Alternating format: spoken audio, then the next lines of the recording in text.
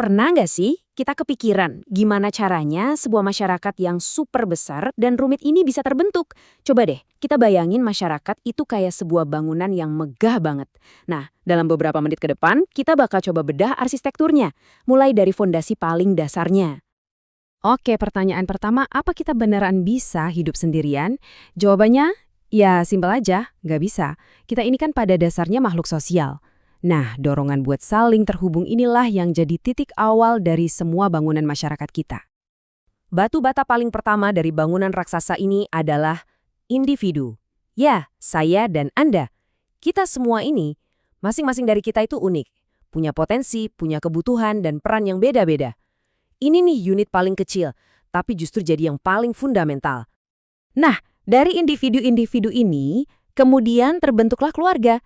Keluarga itu ibarat lingkungan pertama kita, tempat di mana kepribadian, nilai-nilai, dan aturan main pertama kali diajarkan.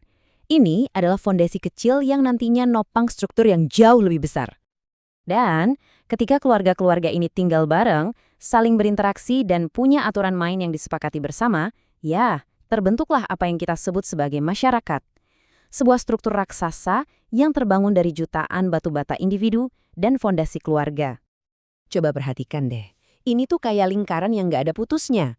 Individu membentuk keluarga, keluarga-keluarga ini membangun masyarakat, dan masyarakat itu sendiri pada akhirnya balik lagi membentuk karakter setiap individu di dalamnya.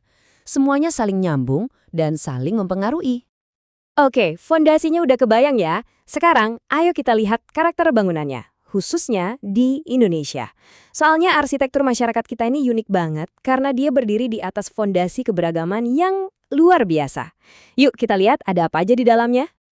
Kalau ngomongin Indonesia, kita ngomongin soal kemajemukan.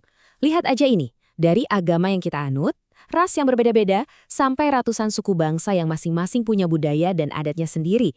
Inilah bahan baku utama dari masyarakat kita. Tapi keberagaman ini tuh kayak pedang bermata dua. Di satu sisi, ini adalah kekayaan kita yang luar biasa, sumber kebanggaan, sumber identitas. Tapi di sisi lain, kalau nggak dikelola dengan benar, ini bisa jadi sumber tantangan yang serius, kayak intoleransi, diskriminasi, bahkan konflik sosial. Dan ini dia nih kuncinya, masalahnya itu bukan di perbedaan itu sendiri loh. Beda itu ya wajar, sebuah keniscayaan. Masalah sesungguhnya itu ada di cara kita menyikapinya. Sikap intoleran itulah yang bisa mengubah kekayaan ini jadi sebuah ancaman.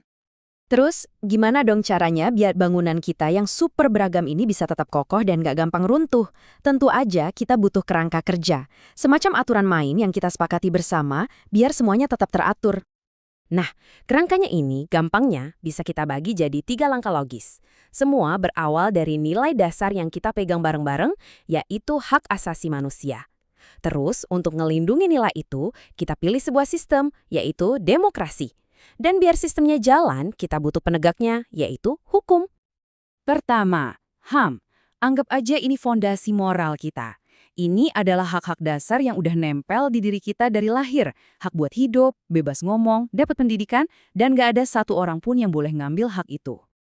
Nah, buat ngelindungin HAM tadi, kita butuh sistem. Sistemnya apa? Demokrasi. Lewat sistem inilah kekuasaan tertinggi itu ada di tangan rakyat. Kita jadi punya kebebasan buat ikut serta nentuin arah negara kita mau kemana. Yang terakhir, hukum. Oke, nilai udah ada, sistemnya juga. Biar semua jalan sesuai aturan, kita butuh wasit. Nah, wasitnya itu adalah hukum.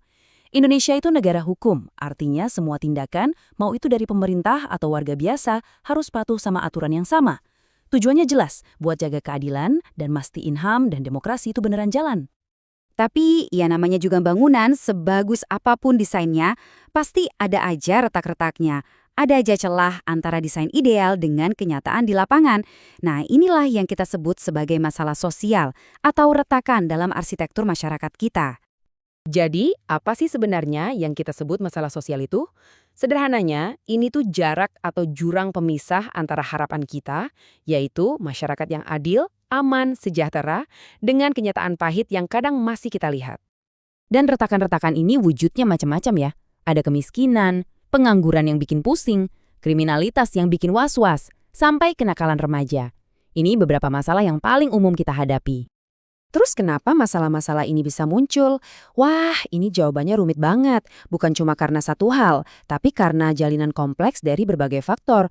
Mulai dari faktor ekonomi, kesenjangan pendidikan, pengaruh budaya, sampai kondisi lingkungan tempat kita tumbuh. Oke, ngeliat semua retakan tadi mungkin bikin kita agak pesimis ya. Tapi justru disinilah muncul pertanyaan paling penting. Terus, apa dong peran kita sebagai individu, sebagai batu bata penyusun masyarakat buat ikut nambal dan memperkuat bangunan ini? Jawabannya ya cuma satu, kerja bareng, kolaborasi. Nggak ada solusi tunggal, ini butuh upaya dari semua pihak. Pemerintah yang bikin kebijakan tepat sasaran, partisipasi aktif dari komunitas di sekitar kita, dan yang paling penting, pendidikan yang mencerahkan. Jadi, yuk kita balik lagi ke awal. Ingat kan, masyarakat ini adalah bangunan yang terus-menerus kita bangun sama-sama setiap hari. Pertanyaannya sekarang bukan lagi apa yang bisa masyarakat berikan buat kita. Tapi, sebagai batu batanya, batu bata apa yang akan Anda letakkan untuk membuat bangunan ini lebih kokoh hari ini?